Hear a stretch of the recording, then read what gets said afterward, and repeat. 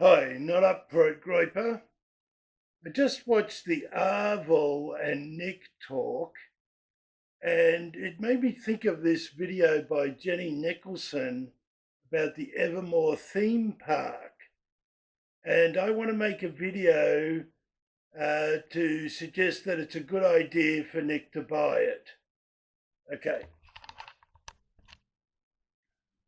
Arvel talked about campgrounds, community centres, and content creation centres. And then Nick said this, and so I just play this. Kind of stuff. I do tend to prefer a more discreet approach only because that secrecy and operating in the shadows, for me, it gives me so much more wiggle room. Like, we have Groypers in so many places, like followers of mine that I'm regularly in touch with. It just wouldn't be possible if we had a membership organization, if we had any kind of public facing activities. And I remember, I'll give you an example, like when we did AFPAC 3 a few years ago, we had 1,200 people show up in the Orlando Marriott. It's their biggest resort, I think, in the whole world. And we had LED video walls, and Jared Taylor was there, and he said, "How did you guys even do this?" He said, because of course he has been doing American Renaissance for 30 years, and they've chased him out of every venue. The place he landed is this state park in Tennessee. It's the only place that legally they have to let them meet. And the cops show up, they prevent Antifa from storming the compound and everything. And I said, well, we just kind of use secrecy. You know, we're extremely discreet. We're just kind of a little sneaky. So it's important that Nick owns the venue so it can't be cancelled. Groyperland can't be in the middle of nowhere, and that's where Return of the Land is. Of an ethnic identity, but protection of an ethnic identity, and that identity happens to be white. So we're going here now up into these pretty remote woods to really put that to the test. We are driving deep into the Ozark Mountains. The group's leaders are not from Arkansas. They've chosen these remote parts for a reason. All the locals I spoke to knew only a little about the group. Nick just needs a few acres, a small stadium, campgrounds, toilets, electricity in the middle of somewhere. Then he said to Arvel this that made me went, oh, he wants something better than a campground.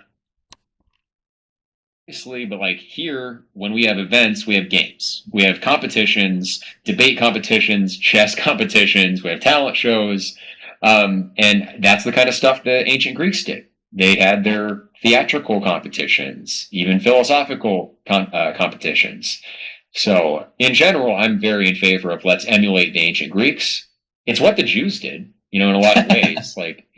So I think if we go back to the source, we'll find some answers. I don't know. I feel like because I'm just thinking out loud here, I just guess, like, when you say something like we want a cleaner, healthier society, my ears kind of perk up because you think about something that's kind of progressive and like forward oriented. And I imagine if there's an intentional community where there's a real attraction, like let's say, you know, it's modeled after the Greeks.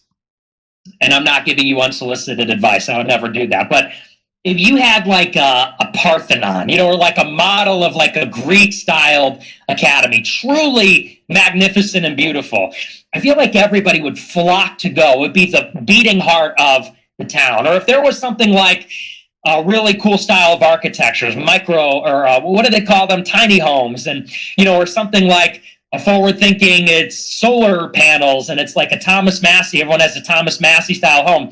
It's like those are the kinds of things I think that motivate people, or at least people like myself, or even people like yourself, also to say, we're going to go and see it. We're going to go and see it, how they live, how it's different, how they're pushing forward. I guess maybe to your point, maybe we are in more agreement than we think. It really is about providing that kind of like deeper, what is the intentional community going to have that the outside world doesn't? Because I think whites only, like as a negative, propositionally negative, like, well, it's not going to have black people, it's not going to have these problems. It's not enough, because we go to LA because of what it does have, which is the natural beauty, the beaches, the food.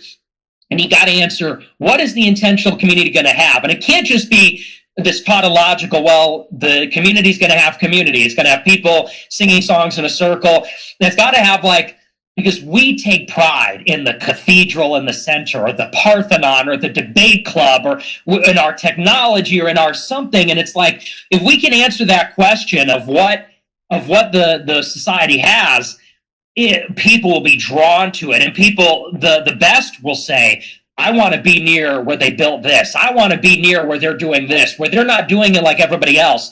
And if you have 100 of those, that's your like confederation, and that's the true Renaissance in a sense. So I don't even think we disagree. Maybe it's just in terms of marketing. You know, it's like if you market it as like, hey man, we have a talking dog. We have a talking dog. The talking dog at the Shell Shack can sing. You know, that people would make a pilgrimage. We have a giant cube in the middle. That's maybe where my mind is at, is like, where's the attraction? Where's the fountain? Where's the public square? And I think your mind is there. It's just a matter of arriving at that destination. It just takes time to get there, but I think we're maybe pointed in the same direction in that way. You see what I'm saying? He wants a theme park, something cool, not a shitty campground. Owen Benjamin is scum, but I thought I'd play, he attacks him, but I just thought I'd show this clip just to show what the thing that Nick is looking for. Okay. All right. And so you might say that's just a joke, but you just don't get the joke. Well, this next one, he's going to go through the fantasy of what he wants out of life and where he wants to live. And again, if you think this is just a joke, a lot of pedophiles don't think this is a joke, and he got their attention and their support, and I think that's why he constantly promotes pedophilia. And I'll tell you why at the end, and I'll tell you who's funding him, in my opinion. A cat boy butler. 100%. That's the plan. The America First plan is we're going to, like, you know how TWP has their like place? We're going to build a compound out in the western United States. A kennel. The compound and the kennel will be next door, and we'll have cat boys everywhere. They'll be serving steaks and ice cream and warm cookies and Burger King, and we'll be playing Fortnite, and nobody will grow old. And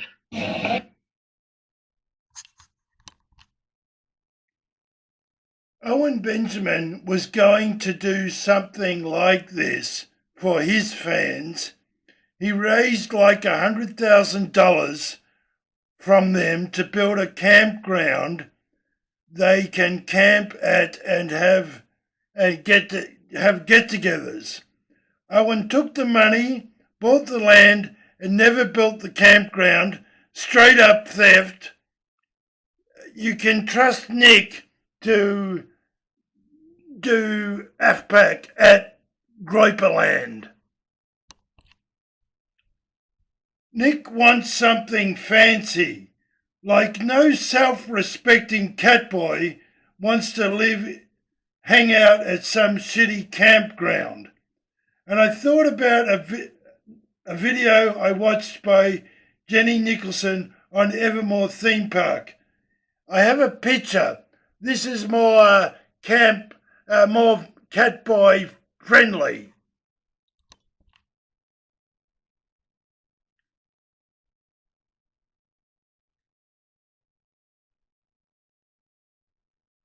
So look at this place. It's a catboy paradise in my view. I mean, looks nice.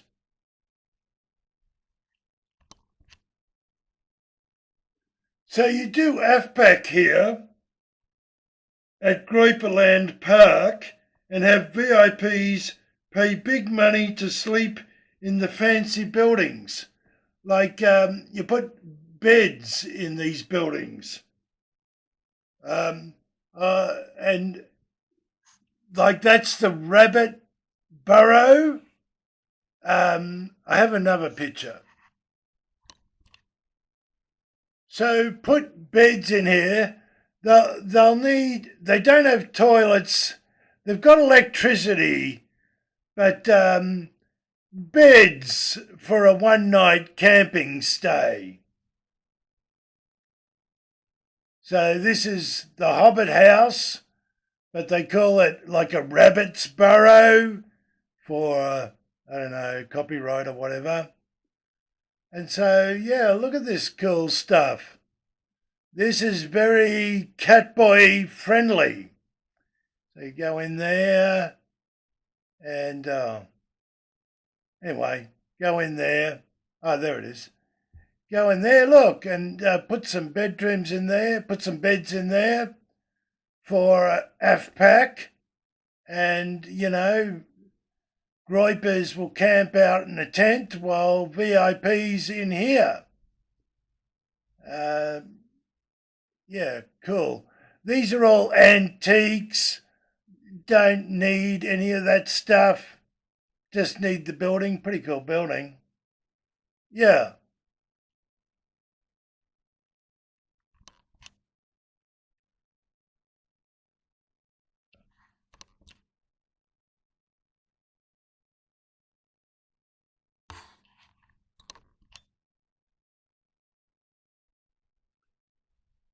So the Groypers can spend the night here. Like, bring a tent, you know, and you can see at night it's quite cool, you know, just chilling after the event where Nick gives his speech. You know, AFPAC 5, this is where AFPAC 5 happens, or 6 or 7. And now look at it, chilling out around the fireplaces. That's cool. Very cool. And then you go to your tent and then take the bus home to Salt Lake City. So location might not be much better than return to the land.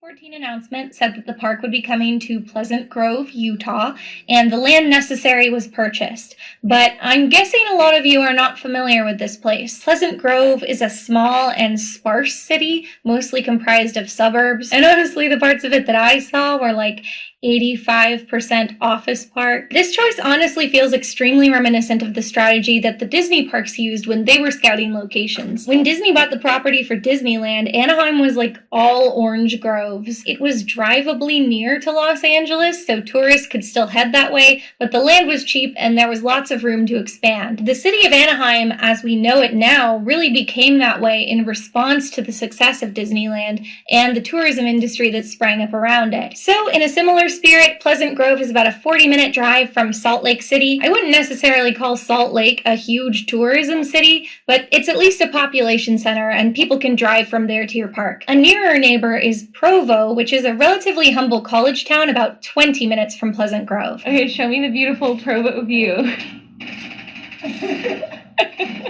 I was like a Tim Burton guy like that. It's so gross. Oh my god. Oh my god. What do you... It's on the window. It's like sludge. It's drool from balconies on the higher floor. It's literally just like brownish sludge. The key word here being humble, which honestly could work in Evermore's favor. After all, there are a lot of young people here, and not a whole lot for them to do on weekends other than go to a couple outlet malls or maybe do an escape room. But although this seems like an advantageous location, there was another factor to consider. If you moved your family into what you thought was a quiet suburb with good schools, you might be less than thrilled to... That being said, a little out of the way might be good for us because, we low profile sort of thing. Yeah. Yes, I'm moving to Iowa. I think that, you always ask me, what's the play? What's the next move? I think the next 3 years, to be honest with you, are cooked. What's the next move? I think the next 3 years, to be honest with you, are cooked. And I know you're in it to win. Our birthright to Trump and his family in some dynasty. We're not in a cult, and we're not setting up some new aristocracy or some new royal line. No, we're 1776. We're Americans. If somebody supports that and it's good, we'll defend them. But again, this idea they've tried to sell the Republican Party of now Trump's gone through all this, he's the royalty, no question. That's a damn cult. Yes, I'm moving to Iowa. I think that, you always ask me, what's the play? What's the next move? I think that. Yeah, I sort of stuffed that up, but I just wanted to get him saying he's moving to Iowa. I don't know where I was going with that, but I heard that Iowa State was being boycotted for anti-Semitism, but I can't find it. But there's Iowa, and there's Utah. You probably can't see it, but the other thing is, I'm thinking with the park, it should be events like V-Dare and Jared Taylor and Groyper weddings. So have it as a events venue.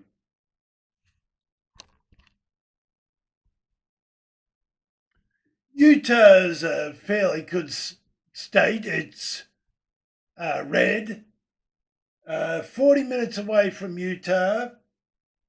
Although we're a Catholic America First nationalist party, we're sort of friendly with Mormons.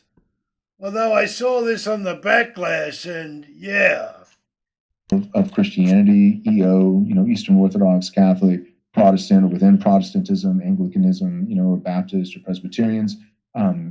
Not only can you partner there, but you can even partner outside of Christianity. And people are going to be like, what? I can't believe it. Okay, look, like for all the hypocrites, the Christians watching, who are idealists, have you ever voted for a non-Christian who ran as a Republican? I mean, how many people, voted for Mitt Romney, right? Like that's a double L, right? You got to take that L twice. If you're the idealist that I'm talking about, you have to take the L in the sense that he's a Mormon, which is not a different strain within, Christendom. Mormonism is a Christological heresy. It actually, Mormonism believes that, that Jesus is the first of created beings. He is not the creator who is forever praised. Like they deny the Trinity. They deny the deity of Christ. And so I mean, at that point, you might as well, in my opinion, vote for an atheist. But my point is this, people still did it. And I'm not even condemning that.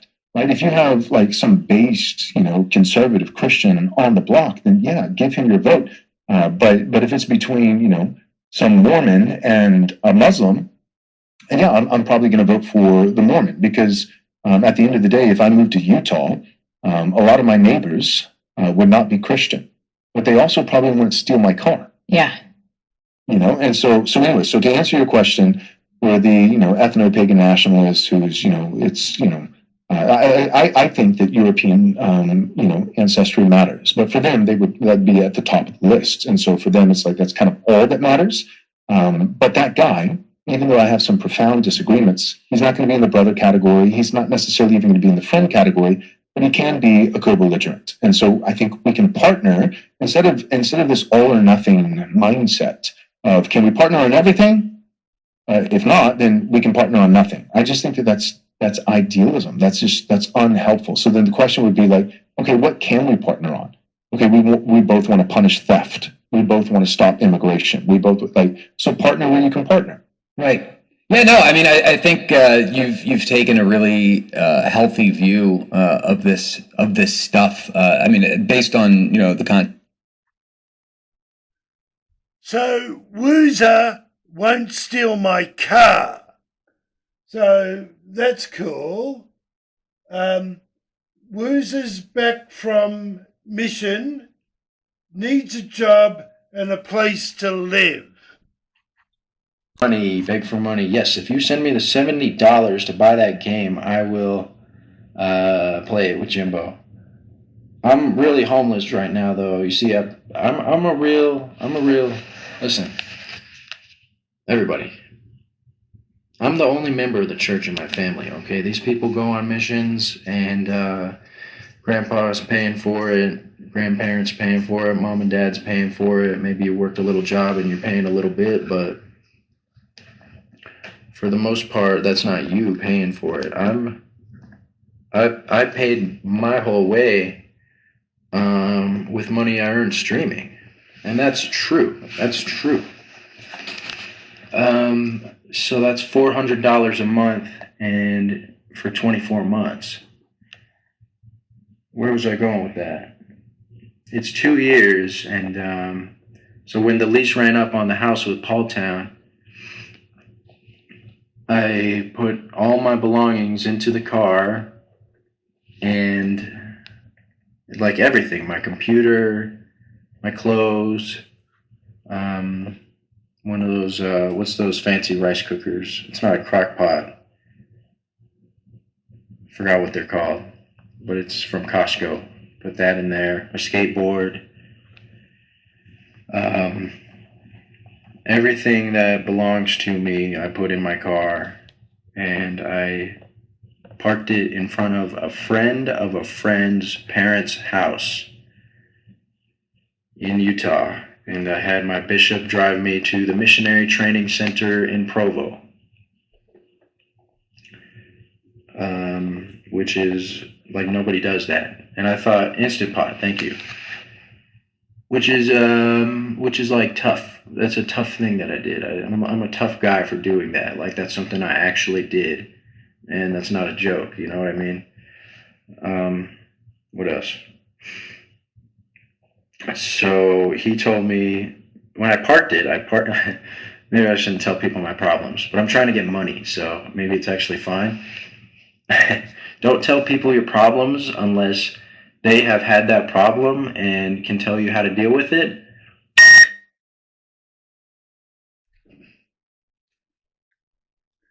He can work in the park as a groundskeeper and do content there as well. So, he could live there and do content there at Groyperland Park. So did I say Woozer needs a job and a place to live? And Groypers can volunteer to work at the park.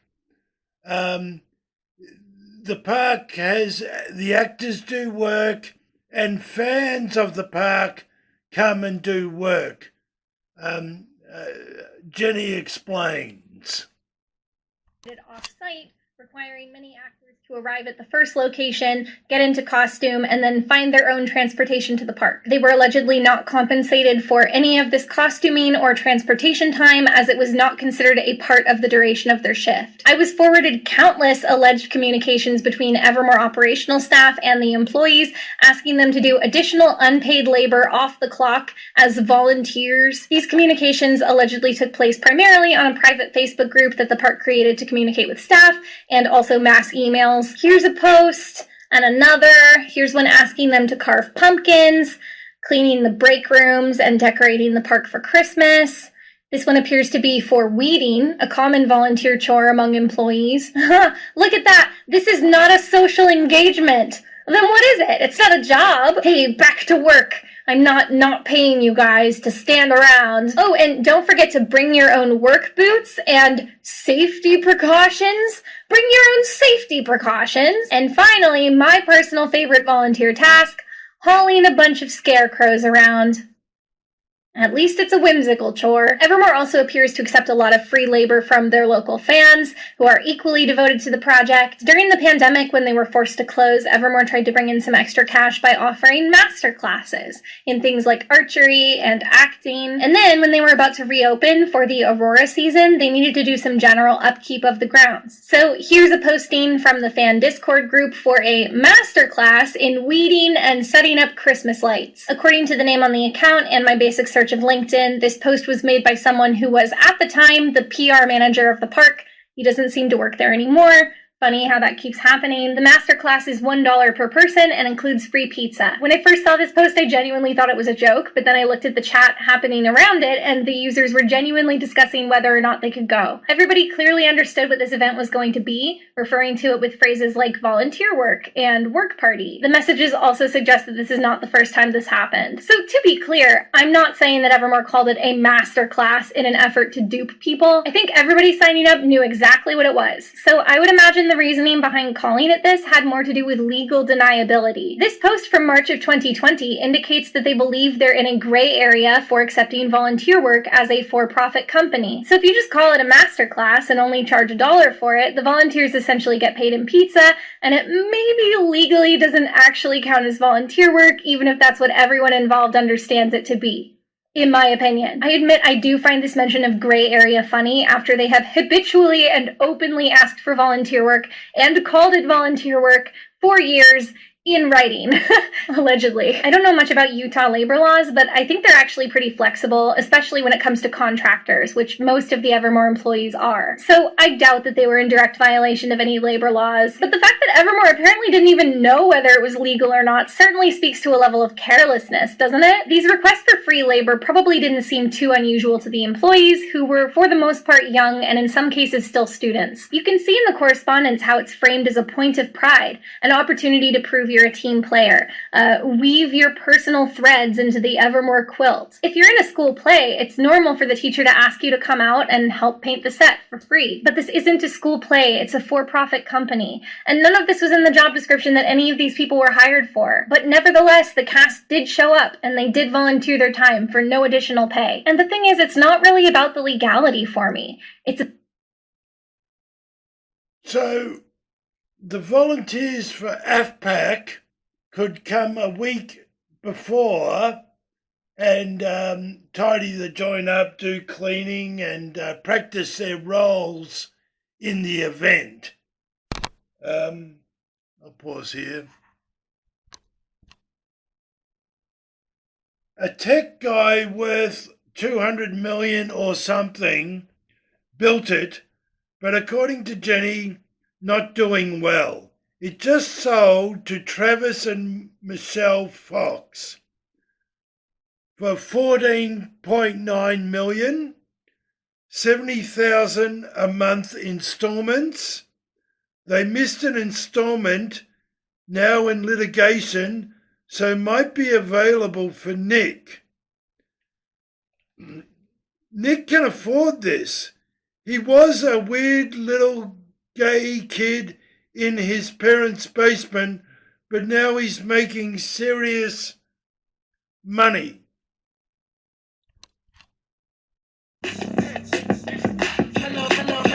Hello, I got places to be.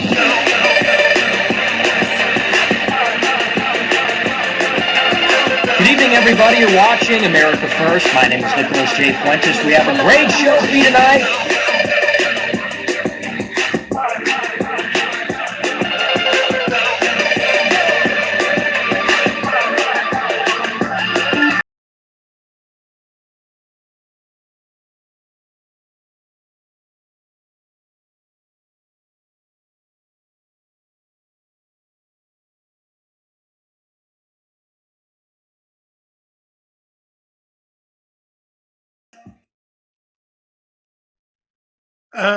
I heard Elijah Schaefer say that he's got $2,300 $100 a month for this, America First Plus, and I heard Mio say 2,500.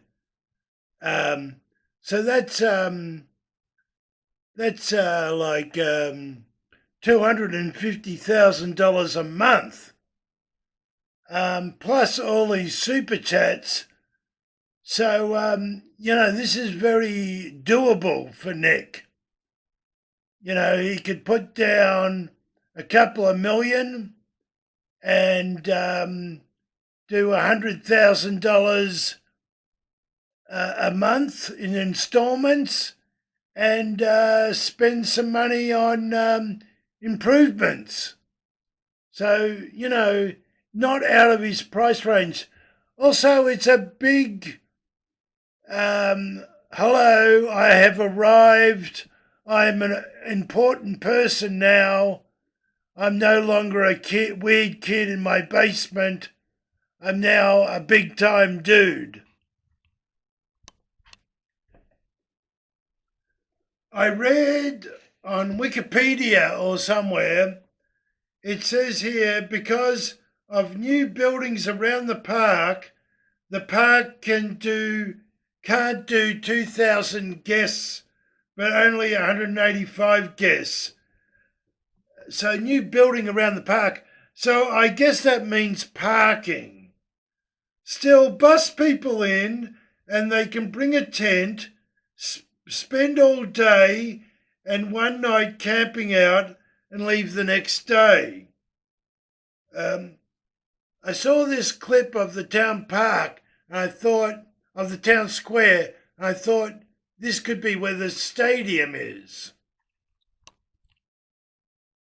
Characters are fighting and the guests are standing in a ring around the action, watching, maybe recording on their phones. When a character dies, they gasp in horror.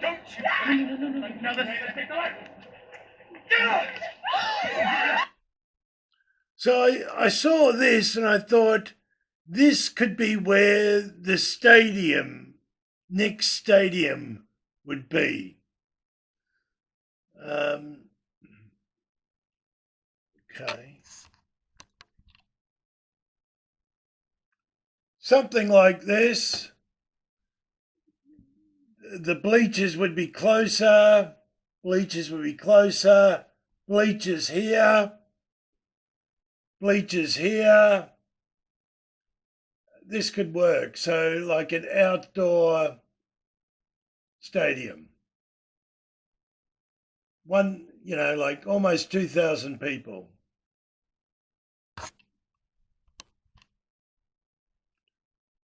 So here again, and then turn this into something like this. Very doable.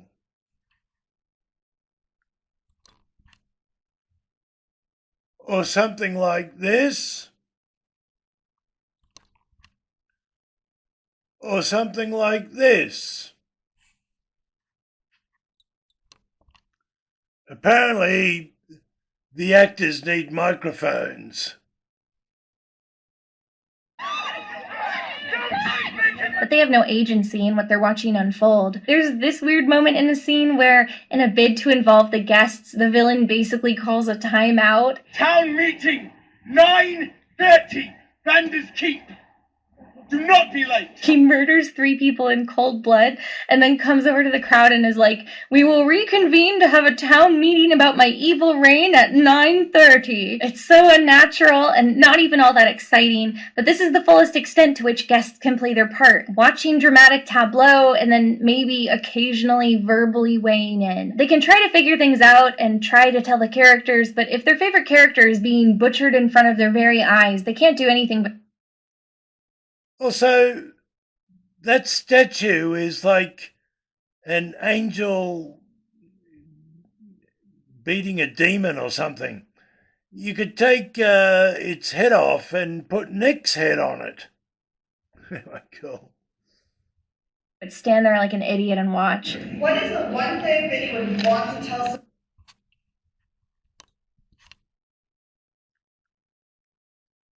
So this is the front gate. Very secure entrance, and it has a big fence that goes around it and an earth burn. I'll just play this. At the park on day one, there was a robust line at the front, but when we went inside, it was eerily empty. I had imagined we'd walk in and see a thriving town square of characters waiting to interact with us and maybe in a tutorial-esque fashion sort of explain what's going on in the town of Evermore today. Maybe there's like a brochure that will give us guidance. Okay, so this is food. Food? It is like really empty in here. But no, it was just a bunch of empty, locked buildings. Wait, so what is this building? Can we go inside of it?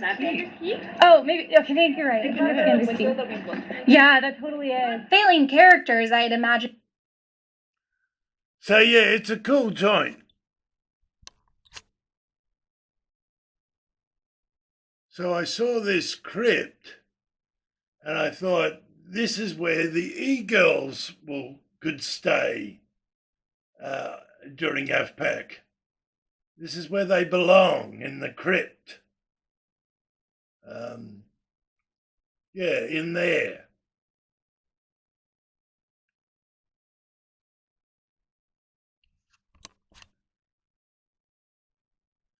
Yeah, so this is the crypt. The line kept pausing for stretches at a time and then moving forward by one entire group. Kind of like the universe. Then something else came up where it's, well, see, okay, so we're in the crypt. This is where the e-girls live. We tried to ask her what we were in line for, and unfortunately she was a character, so she was like, oh, I don't rightly know. It's not for me to say. Well, we felt some kind of dark magic in it. Oh. That's been a bit of a problem for us. Should we avoid that? Well, you're kind of in the thick of it now. I loved this character's energy. Not the information she gave us, because she didn't give us any, but I loved her energy. We'll be thick as thieves, yes we will. That's me auditioning for the ride, Pirates of the Caribbean. So the crypt isn't air-conditioned, we're all packed in. It was really warm and muggy. Not air-conditioned, good for e-girls. But 40 minutes later, longer than I will willingly wait, for most rides at Disneyland, it was finally our turn. Our whole group is ushered into a little room, and there's a big screen on one wall that looks like a cool portal. Oh, there's a tunnel. It's not a water. No, it's a portal. Then a guy appears in the middle of the portal. It's basically a Skype call. Can you hear us? Yes, I can hear you. Wow. So I saw this and I thought, well, this could be a content studio. Apparently he's in a studio underground underneath their feet. So, you know, content center for the Groyperland Park. And, you could have an e-girl live in the crypt and her studio is in the crypt also. Speaking of e-girls... $100. Sarah Stock gets engaged. Worst catfight in history. Centurion Orville gets hit with a scandal. White Panda forever. We forgive you. He lays the foundation in the pipe. Guys win again. Thank you for the big super chat. Yeah, what's going on with all that? Sarah Stock gets engaged and it's like World War III with every e-girl. It's like Avengers Endgame when they start coming through the portals. You know, Sarah Stock did the Doctor Strange and fucking Emily Saves America and Ariel Morgan and literally every e-girl, and Matt Walsh comes in. Everybody's coming in on the debate. That ring is too small. Fuck you, you're materialistic. No, fuck you, a man should have a big ring. You have an STD. Yeah, well, you had sex with a black guy. Oh yeah, well, you're a single mom. And it's like, damn, I think Squidward's taking that one personally. That one had his clarinet in it. I haven't even been following that. I've been just doing other stuff all week. And look, I like Sarah Stock. Emily Saves America follows me. It's hard to take a side.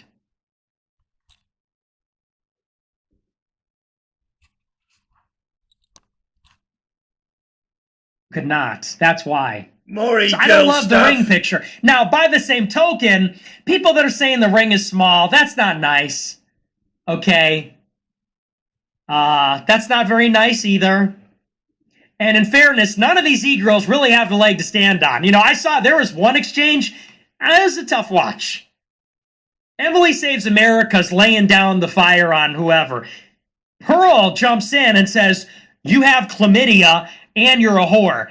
And Emily Saves America jumps in and says, yeah, well, you sucked a black guy's dick and did something else. And then Pearl denied the second thing, but not the first thing. And then she goes, my boyfriend's Dominican, actually. And you're like, oh, gosh.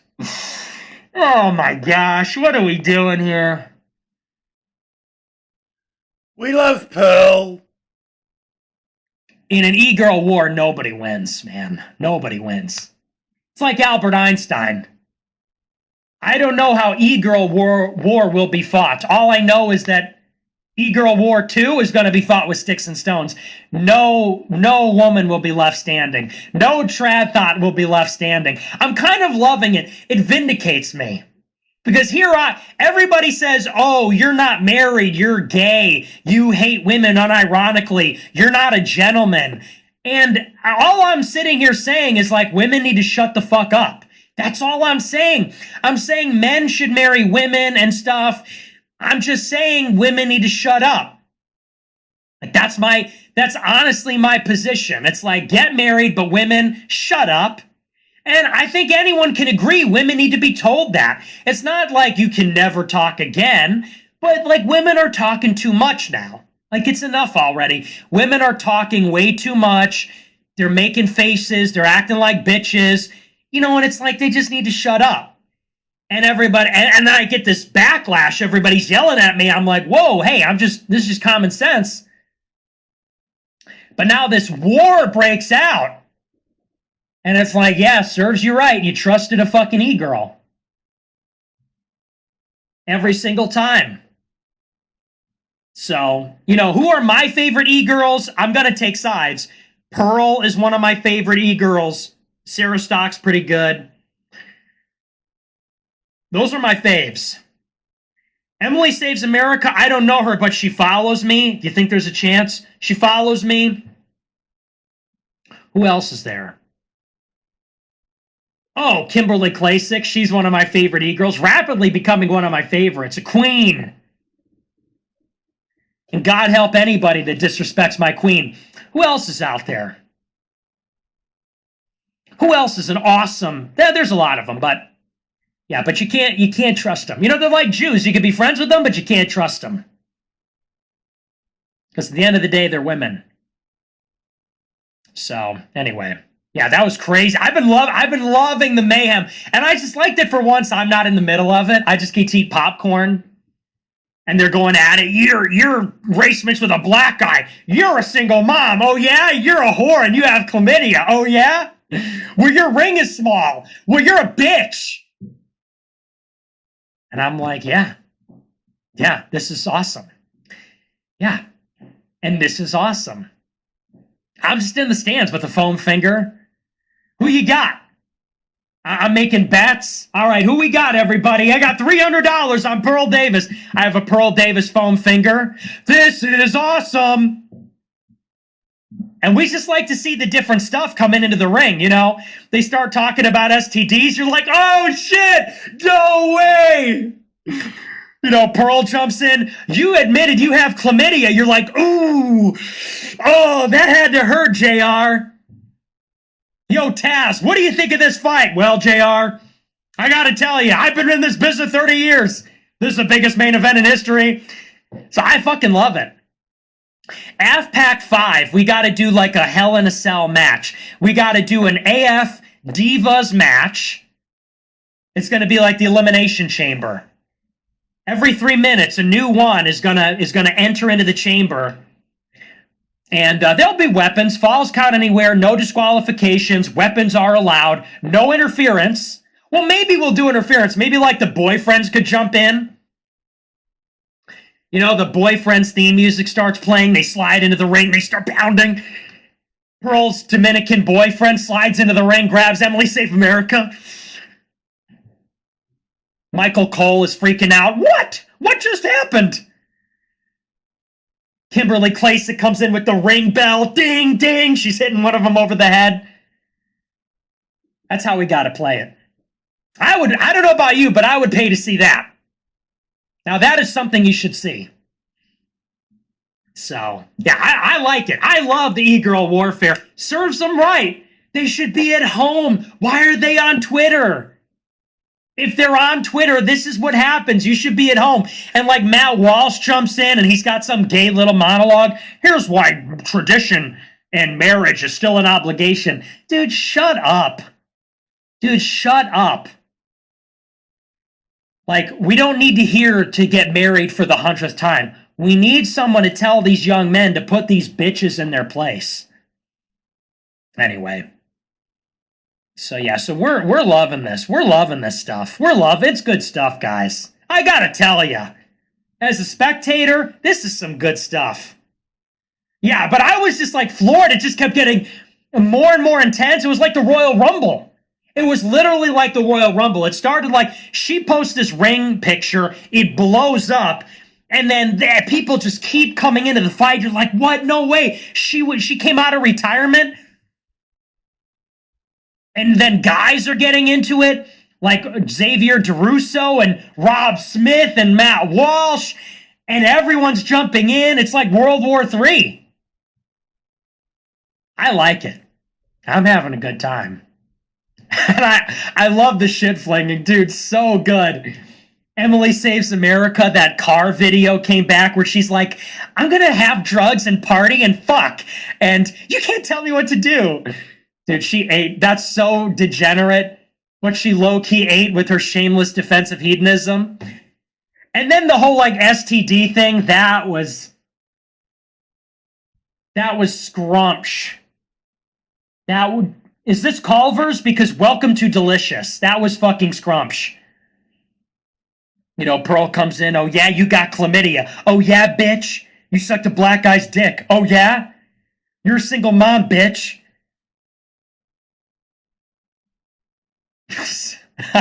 so what, man, oh man.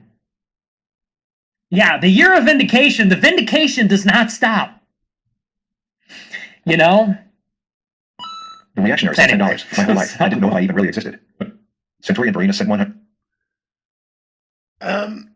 I think the e-girl that came out of retirement, the black dick one was, I think, Brittany Venti. So I'll show some tweets. She's been defending him a bit, defending Nick. Yeah.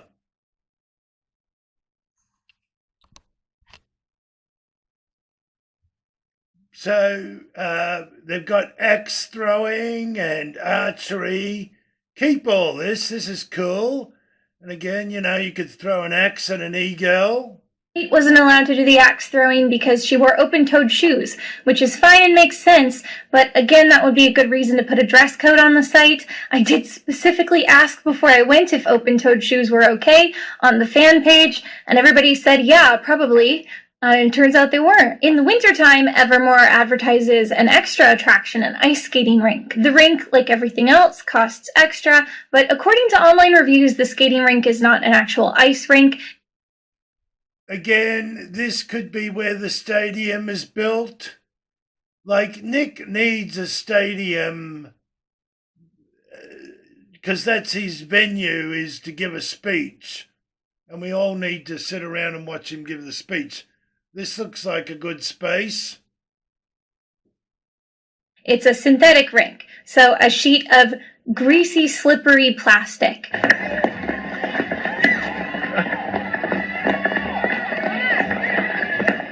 The battle arena costs extra and is basically the... So the battle arena, this is where, so the e-girls come out of the crypt and they do the battle arena and beat the shit out of each other under this tent. Also, this is a good, you know, like, she talks about the food, but, you know, like, this is a good area for barbecue, you know, like an outdoor barbecue grill that you have at parks. And Groypers can cook their lunch, bring an esky of, you know, hamburgers and steak and sit under the tent on wooden tables and benches during lunch and dinner, you know. Yeah.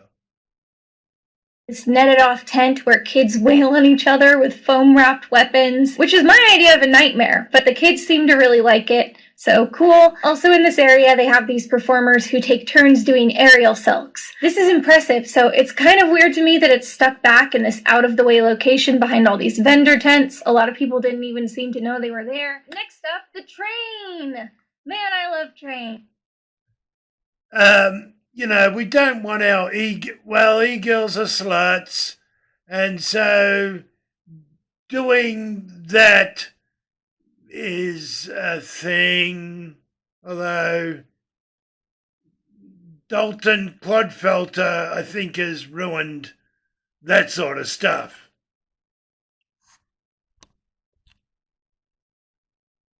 So here's Brittany Venti on the e-girl war, AIDS, taking pill.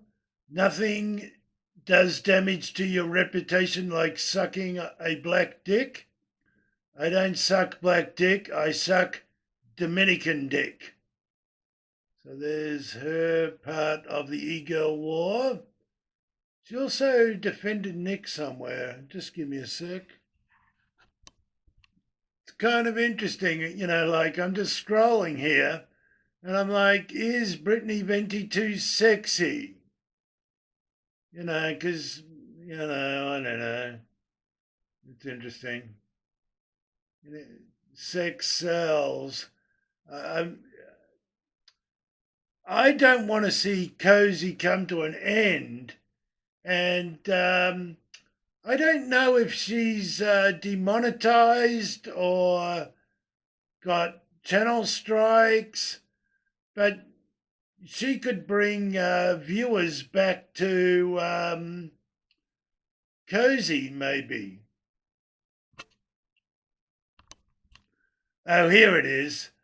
I don't see any convincing evidence that Nick Fuentes is an informant, especially consider what he speaks about.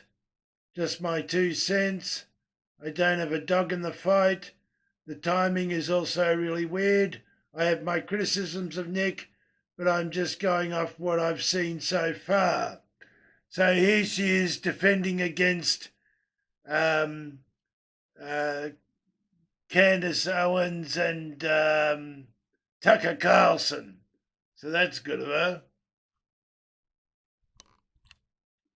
I don't want the Cozy era to end. E-girls do bring viewers. My favourite is Emily Eucas. Although I tried to watch her cartoon, Alfred Alpha, and I could only do about 30 seconds. It made me dizzy and sick. But I like Linda on X. Although her husband might have problems with it. His group could do an event at Groyperland, although his event might bring too much heat. We're Groypers, not white supremacists. Like Jewish Brittany goes up to the line on clothes just modest enough, flirtation with the chat just modest enough. No one wants their wife doing that. So so Brittany Venti, I think we'll see. I think she's got strikes or something on her YouTube channel, but gettable. Pearl is the best, but you can't get her. And yeah.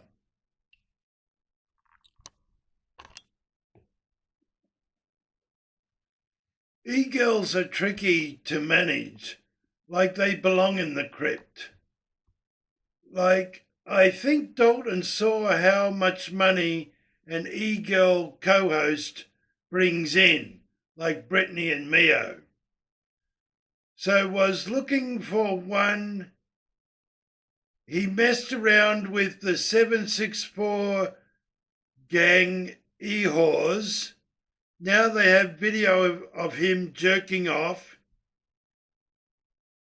He went to AFPAC, did cocaine, and had public sex in front of Wurzelroot.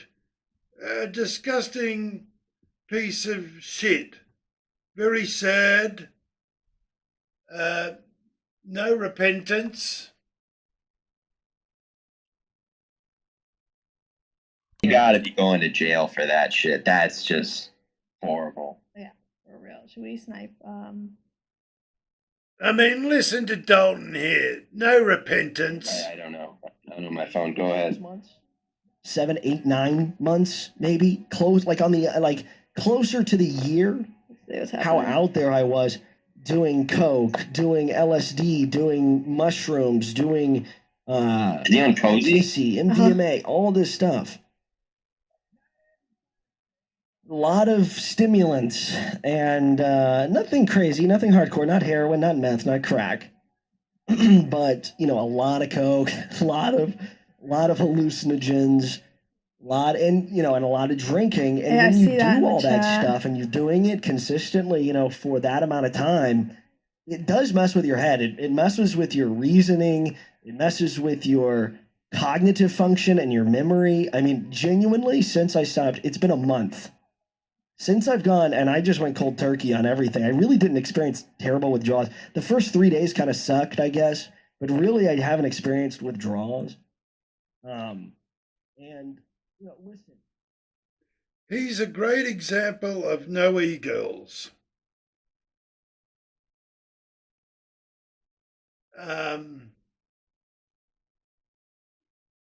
Yeah. I mean, he shouldn't be on Cozy. Like, it's weird. But whatever. I mean, I sort of, I don't know, but Beard's, Cozy, I don't want the Cozy era to end. And I think Beardson and Wurzelroot aren't on Cozy as a protest. So, he has to go. But anyway. So, yeah, I'm thinking Brittany Venti. You need a chick that's been around, sort of is on our side, knows what she's doing, is also gettable. I think she's been demonetized. I mean, she's deleted a lot of her controversial videos. Like she's attacked, let's see, she's attacked Pearl. Yeah, she's attacked Pearl. That's not cool. She attacked Andrew Wilson and Rachel Wilson. And that was really messed up. Saying bad mother because Rachel Wilson's kid died. That's not cool. So yeah. I mean, Nick could say, look, it's just business, nothing personal.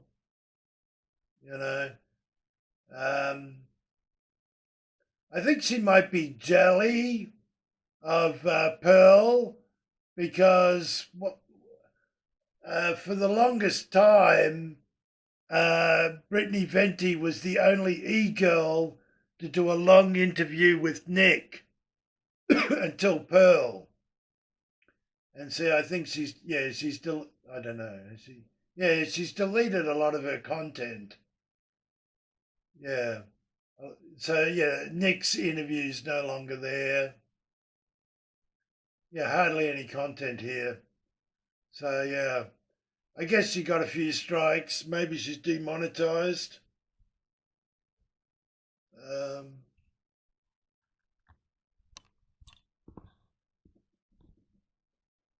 like Venti was on pole with Nick, and like she met Nick at He Will Not Divide Us, like when Nick was like 17 or 18, and she was at Charlottesville with him.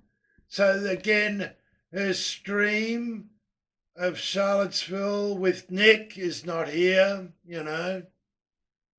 So she's deleted her controversial videos.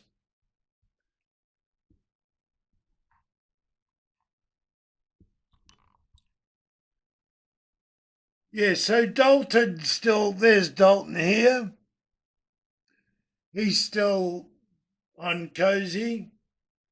You know, get rid of him and replace with Brittany Venti. Although you'd have to, you know, update you'd have to do more TOS. Something like Jesus Christ is God, where the Holy Spirit comes from. No, there are no other gods. Everybody else is worshipping Satan or some other demon. You don't have to believe that. But no shit talk Jesus or Christianity. Modest, baggy, loose, not tight clothing. No sex talk with chat. Yeah. Here's a bow and some arrows, and you start shooting. Back to Groyper land. So, shooting bows and arrows, again, fun for the Groypers. Struggling, and we were all trying to help her out. So that's and none of us cool. were good enough at archery to really help her. You got it, you got it. Okay, let me Caboose? The park has a steam train. Goes all around the park. We could not fit in the caboose. When they had pulled the train up to the station, they had apparently lined it up in such a way that the caboose was inaccessible from the boarding platform. It wasn't supposed to be this way. It was just a mistake, but they didn't feel like turning the train on and moving it a little, so we couldn't ride in the caboose. Oh, that's why we can't ride in the caboose. They didn't pull far forward enough, so we can't step onto it. That's so sad. You're probably like, that's a bad sign. And it is. It's not really about riding in the caboose. The caboose is symbolic. Anyway, the train ride was actually pretty nice. It's a decent length, so you at least feel like you're getting your $3 worth. It moves at a nice clip, and you get a serene, elevated view of the park. It also gave me a new angle to look at the backs of buildings and construction sites, which I was interested in. Oh, and there's the bridge that would have the monster. That's where the monster would go! That's the path where he'd be installed. And then maybe more creatures would go there. Oh! Hidden in the brush at this point, David spotted this gnarly old pig just kind of sitting abandoned there in the grass. One thing I found very odd about the train is that it didn't have any kind of narration. I guess I was imagining something kind of like the Disneyland train, where like a pre-recorded voice on the speakers narrating the sights as you pass them. Again, speakers. Not enough microphones. Anyway, what else? Here's that statue. So take the head off, put Nick's head, and he's killing a demon. And he's got wings. It's very holy war against the Jews feel. So again, super cool for your VIP guest staying here. My favorite structure on the property. It looks so cute and fanciful, like a Thomas Kincaid painting or something. I think Snow White would live in a cottage like this. And it has a water wheel and this little pond around it. The water feature did result in those little clouds of like hundreds. The water wheel doesn't work. You have to get the water wheel working. Repairs. If you back up and look at the upper level windows, it looks like there's a loft, and that's full of trash or something. Like garbage? I think it's just garbage. Great. It reminds me of The Grudge, too. It's a bridge too. So it kind of appears as though this building was never intended to be open to guests, and that's crazy to me. Anyway, next is the Crooked Lantern Tavern. This building has big permanently open doorways on either side, which definitely cuts down on the tavern vibe. I feel like a tavern in a fantasy story is always a dark, enclosed, mysterious place with hidden corners and booths at which crazy characters sit. This tavern honestly has the shape and layout of a barn or one of those covered bridges in Amish country. I mean, the path really goes directly through the middle of it. I think this tavern looks great, to be honest. And again, Groypers hanging out. I don't think they've got a liquor license, but but you'll need a BYO license. But I think this tavern looks great. I don't know what she's talking about. All that open air really kills the ambiance, but unfortunately doesn't clear out the body odor of all the guests inside. I'm not trying to be mean. It was on. E-girls, am I right?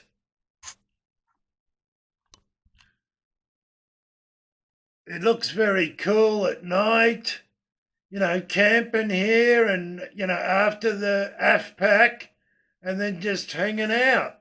All the stuff that's wrong with it, and the construction sites aren't illuminated, so they escape your notice. But also the ways they've chosen to light it are really nice. The placement of lights pointed at buildings is very strategic and flattering, and they use a lot of different colors of light. Most of the buildings are evenly bathed in blue light from the outside, but they have the cheerful yellowy light pouring out through the windows. Other little outside features are accentuated with green, purple, and red bulbs. It's such a cool vibe.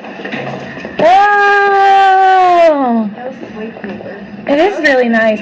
Wow! Wow! We did notice that a lot of the lighting is not directed at the paths, which can become a little treacherous to navigate as the night wears on. Some of the walkways are twisty, sloped, uneven, and there are long stretches without footlights where you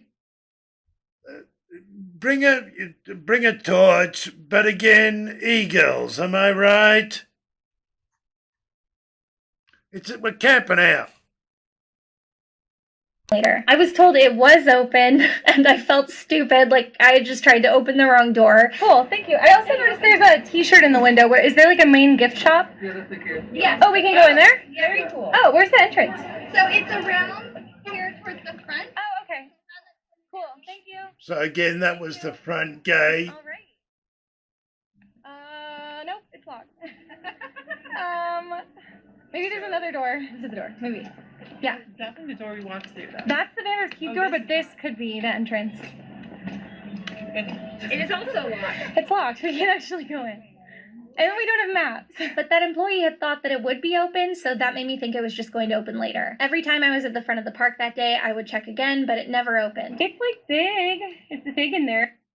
It's big. It is big in there. And so again, you know, you have like some food in there, but you have an America First gift shop in there.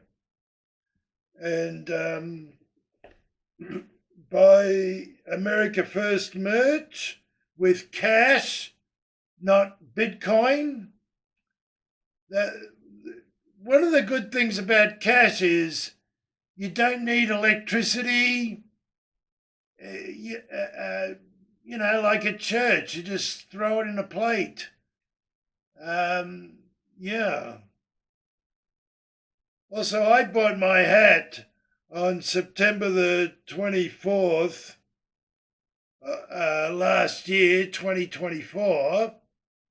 Well, September last year. Still hasn't arrived.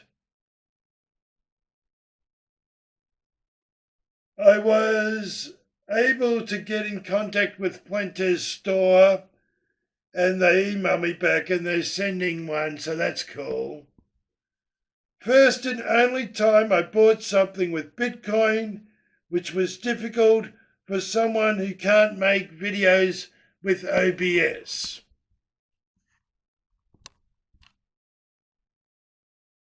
Jenny found a map.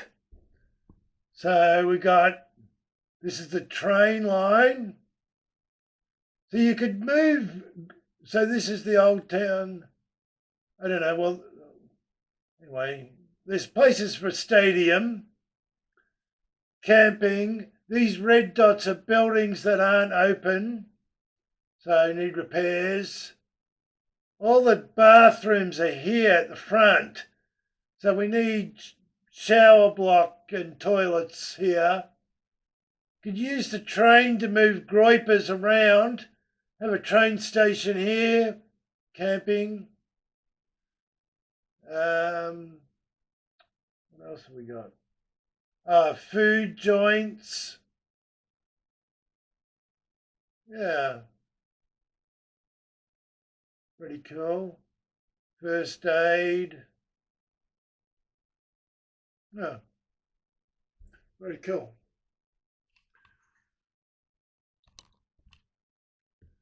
So, Nick said he wanted to move to Iowa. Well, move to Utah. Now, this is uncompleted, but this looks like Nick's house. This is where Nick would live on the property. Where all the windows would be, it has big sheets of plywood like it's weathered a storm, and the exterior walls still have the supply company logo on them. I would think even if they can't afford to finish the building, they could at least make short-term cosmetic improvements like whitewashing the whole thing. Again, I'm not trying to dump on this park for being broke. The unfinished state of it is what it is. Eagles. Jenny tells us what food we can get. And visit feel unfinished. Also, instead of the interesting food you see in the movies, it's like hot dogs and nachos, and it's next door to an office park. To make matters worse, this game has a lot of artificial gatekeeping. Eagles. So, when you go to a public park and they've got like a barbecue grill thing, that's what we need for this park. Just a regular barbecue park grill. I think I'm done. This is a long video by her. How long does it go for? 3 hours. Wait a minute. Is that the full time? Can't tell. Anyway, 3 hours and 48 minutes and 14 seconds. I was bored one night, and I think I watched the whole thing. I'm not sure. Okay, actually, I might do a closing goodbye. So, yeah, I think Nick should have his own venue, place that he owns, that he can't be hopefully cancelled from because he owns it. And it's very Catboy cool. So yeah, signing off. Also, we got to save Cozy Man. Okay, bye for now. Thanks for listening. Bye.